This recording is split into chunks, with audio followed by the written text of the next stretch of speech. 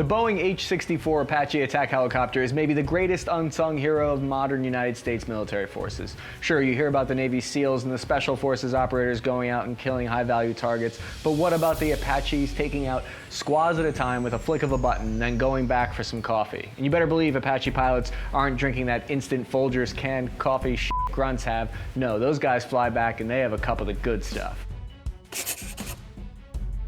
The group of Apache helicopters that provide close air support for my unit area of operations in Iraq was called the Extreme Element, which was way cooler of a call sign than mine, which was spare parts.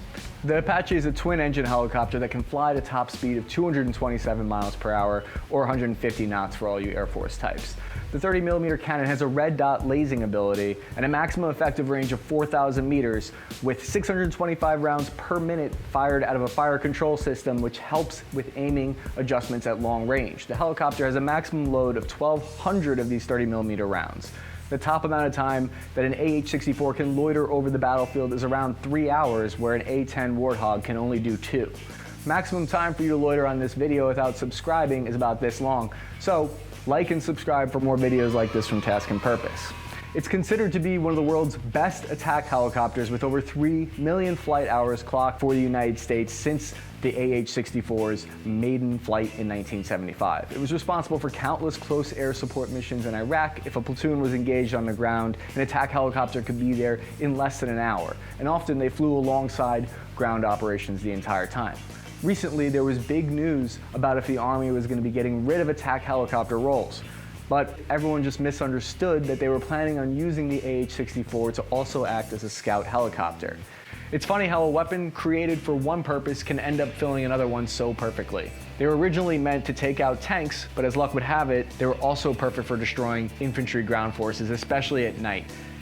To really understand the AH-64, we have to rewind back in time to the good old 1950s with the Bell HTL-4 helicopter that was first used in the Korean War. Yeah, you can notice it in the opening credits sequence of the show MASH.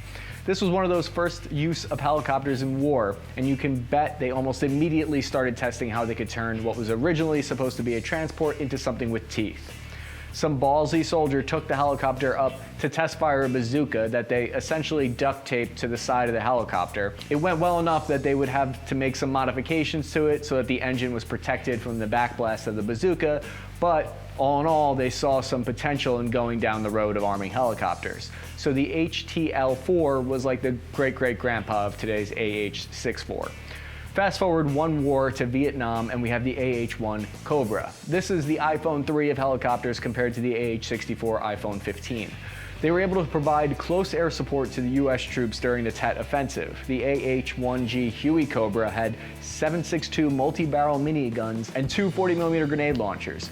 It could also carry 70mm rockets. The helicopter proved to be very effective during the Vietnam War. The Army wasn't allowed to have fixed-wing aircraft thanks to an agreement and regulation that the government had. They still wanted some close air support, air power that they could be in charge of for their ground forces. So the Army wanted more firepower and protection than the AH-1 Cobra. And then what was born from that was the prototype of the AH-64, which was flown in 1975, later named the Apache in 1981, which followed the tradition of naming Army helicopters after Native American tribes. We expected these helicopters would be game-changing tank killers to outclass the Soviet tanks. They never got that mission set. Here's how Apache crew operates. The pilot sits behind the co-pilot, and the co-pilot is the gunner focused on acquiring targets. The team communicates through their headset comms. The helicopter is designed to shield each crew member from each other so as to minimize the chances of both crew members being hit at the same time. The armor is rated for up to 23mm incoming rounds, and the helicopter weighs just over 2,500 pounds. Along with armor upgrades and weapon upgrades, the 30mm automatic M230 chain gun, the AH-64 has some revolutionary technological features. I've seen Apaches in Iraq open up with the 30mm, and it sounds and looks exactly like thunder from the sky. It makes quick, horrible work of people. They use an integrated helmet display sighting system that gives either the pilot or the co-pilot the ability to control the gun. The gun is calibrated to the helmet, it tracks the head movement, and then points the weapon accordingly. More recent upgrades today give the crew even more technological advances with a ground fire acquisition system that detects muzzle flashes. In the future, they plan to upgrade the new targeting systems that have high resolution color instead of the old black and white systems. The AH-64 also fires AGM-114 HELLFIRE anti-tank missiles and 70 unguided 70mm rockets. Today, direct energy weapons have been proposed for the helicopter to protect it against drones. Drones may spell the end for attack helicopters. The development of drones has been similar to that of helicopters in a way. They started off with a purpose just to transport things, and quickly someone came up with the idea to strap a weapon on it. Whether the direct energy weapons can defeat the threat of drones is still to be seen. Helicopter crews face the only real danger from anti-aircraft attempts from the enemy in Iraq and Afghanistan. In order for Apaches to provide close air support to friendly infantry units on the ground, they have to be close to the ground, often within range of shoulder-fired rocket-propelled grenades. A number of them have been shot down since the war started. The Army is getting ready to procure a pilot-optional scout attack helicopter that could be ready by 2022. Last time the Army tried developing a new helicopter, it ended in a $7 billion program stealth helicopter called the AH-64 Comanche, and it was completely canceled. To be as fair as possible, though, research and development programs that are canceled are not necessarily a complete waste of time. Those scientists often develop a lot of technologies that go on to be used later in different weapons programs. When the program was originally launched in the mid-90s, drone technology wasn't really on the figurative radar yet.